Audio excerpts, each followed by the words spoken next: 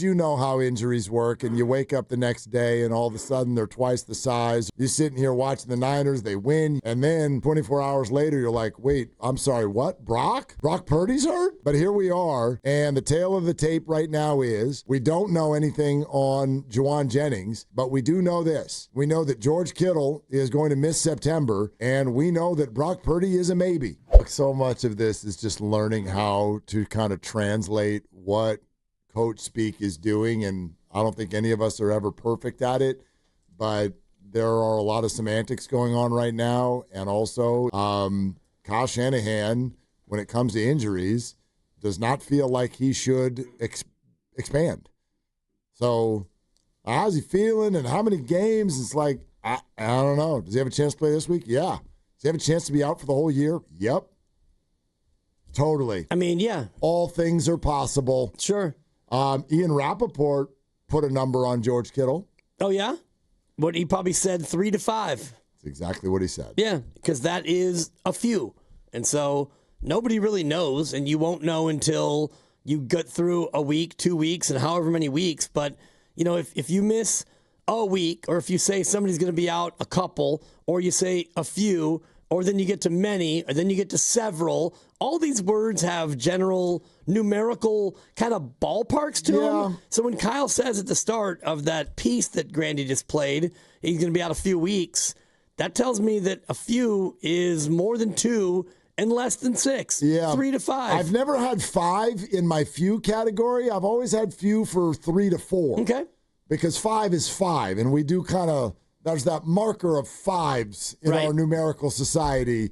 When you get to 5, that's 5. That's not a few, but that's just me. You're not wrong. That's what Rap Sheet said. 3 to 5 weeks. So let's look at the schedule and what that means, because I'm going to go ahead and assume that definitely means 3. Like he's right? If he's out Makes 3 sense. to 5 weeks, I'm going to go ahead and assume he's going to miss the next 3. So that's at New Orleans, home to Arizona, and home to Jacksonville. And indeed, that is the remainder of the month of September. Now we get into the 4th game from now, and that is not only on the road against the Rams, but it's a Thursday nighter, so it's only 4 days after the 3 weeks. So I'm going to put that at pretty unlikely too, because if you can tell me today that he's not ready to play football, what are the chances that he will be ready? Probably not great. But anyway, just so you know, that's the 4th game. The 5th one is a road game at Tampa Bay on October 12th. Right. Now, that's obviously coming off of the mini bye because you got a full week and a half in there. Yeah, and you never know how these things are going to react and just how severe the injury is. If it's going to be that long, then you may think about an IR situation because, you know, you start running out of bodies pretty fast. And, you know, Braden Willis is a guy who you can elevate, and now you're looking at your tight end room already was relatively thin because, you know, you've got Tonjes, who just got targeted for the second time in his entire life. 3 catches now for his career. Yep. Farrell, not a guy who catches the ball a lot. And Willis is somebody who hasn't really played a lot. So all of a sudden, you're going to be looking at a month of no Kittle, most likely. So you're going to have to figure out other ways to make this thing work offensively. All right. Am I with my fantasy team. Yeah, well, good luck to you, pal. Devastating. Yeah. 16-team league. What's that? I mean, I'm going to have to pick up Jake Tonjes. What's the situation for you in your what's the situation I got beat. for you? I got beat by Ken. No, I know. Yeah. But, like, what's the larger situation? You know what I mean?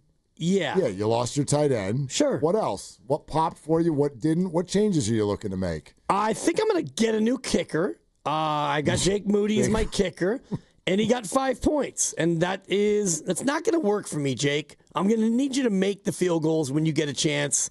He missed one, and he had one blocked. So that right there is 6 points. That hurt me. Harvey, the rookie running back for Denver, R.J. Harvey, he'll get there. But Denver was that whole thing was kind of a flat offensive effort. Bo Nix was not looking great there, Grandy. Bo Nix, not a great season. He didn't look great. Debut. Well, let me just collectively for everybody, let's kind of take all that in for a second. Everything from Kyle. And let me just say a word that rhymes with duck. Oh. Yeah. That's what he said after the second kick got blocked. I mean, that's what Kyle said. He did say that. Like, ugh, we're already here. So everybody worried about injuries all August. Then the Niners got to week 1, and they were very largely healthy, except for late in the week, everyone freaked out about Christian McCaffrey. And what's the only room unaffected by injury right now? The running back room, yeah. The running backs, yeah. So that's crazy. But here we are, and the tail of the tape right now is we don't know anything on Juwan Jennings, but we do know this. We know that George Kittle is going to miss September, and we know that Brock Purdy is a maybe for this week against New Orleans. And that's a tough 1-2 punch to come out of game 1 with. Thank goodness they won that football game. And you'd like to think that even a patched-together group can go beat the Saints, but I don't know. I don't know what Mac Jones would look like, especially with receivers that just showed up. I mean, that's tough against any NFL team. So, no two ways about it. This is a day after Victory Monday gut punch. Little sobering, Yeah, no doubt. And I just was looking at the play where I believe Purdy got hurt. It was in the second quarter, 3rd and 5, and he rolls and he rolled back and they threw it out of bounds, and the defensive lineman basically planted him straight on his left shoulder on the turf. Was Ricky Pearsall the target? I think this was a throw that just sailed wildly out of bounds. Lombardi did do a thing as far as he said it happened. Brock Purdy's injury is on the left shoulder. It happened when he was hit on an attempted pass to Ricky Pearsall. He did not expand as to when, and obviously nobody knows what's going on or when the toe happened. Right. But Kyle says that's the more serious of the two. I mean, come on, Brock's tough. If we're talking about a non-throwing shoulder, I would like his chances to be able to play this weekend. Don't want to dismiss it, but that'd be my guess. But the toe injury, when they say, hey, is it a turf toe? And Kyle's like, it's a toe. It's a toe. I'm being told it's a toe. And I saw something that it's his left big toe. I don't know if that's officially the toe. I mean, you have a 1 in 10 chance of guessing the toe. But if the shoulder happened when I think it did with 12 minutes to go in the second quarter, he played 3 quarters of football. Yeah. He played through it with his non-throwing shoulder, so I wouldn't be as worried about that. And the toe, same thing. You mentioned it on the Tonjes winning touchdown. He running around like a crazy man back there. I know, but you know how injuries work, and you wake up the next day, and all of a sudden they're twice the size or whatever. Yeah, adrenaline. Adrenaline is gone as well, and so I don't know. I don't know what to think about this, but I man, you're sitting here watching the Niners. They win. You know that Kittle is probably going to miss a little bit. Still don't know what's going on with Jennings, but you're like, dude, you won a game on the road in the division. This is amazing. And then 24 hours later, you're like, wait, I'm sorry, what? Brock Purdy's hurt?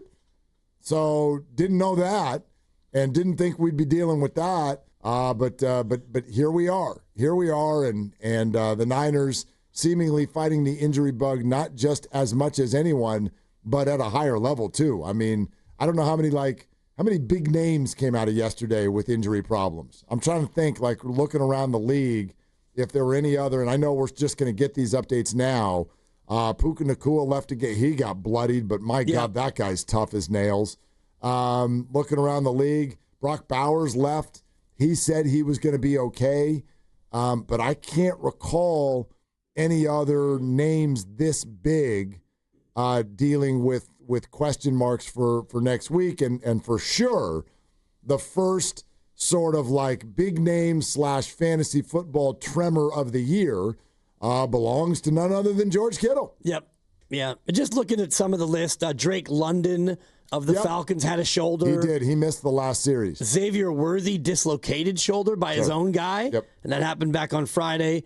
Evan Ingram, my other tight end. Good luck to you. Had to leave the game with a calf. So I have 2 tight ends. I started both, and now neither one of them will be available for me, it looks like. Yeah. Because Ingram's got a calf, and we don't know what that's going to be like. But, you know, other guys, Joe Mixon, who didn't play. Well, Mixon's on IR, and I don't even know if he can play football this year. Yeah. So I've heard some weird things coming out of that one. But yeah, anyway. But no, that is fairly high profile, not only for fantasy, but also for the Niners. And when you look at how they were going about their business, that opening drive, 95 yards, and, you know, Purdy was spectacular, and Kittle was awesome, and you got Robinson and CMC. The only one for Purdy, and I don't even know what the hell was going on. The jump pass, like is that something he's developing? I'm out on the jump pass. Like I'll like that good try.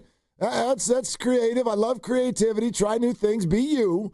But wasn't my favorite thing. Yeah, I don't even know if it was like that necessary. I don't know. Yeah, was that on purpose, Brock? Exactly. Or just like a spasm? I don't know.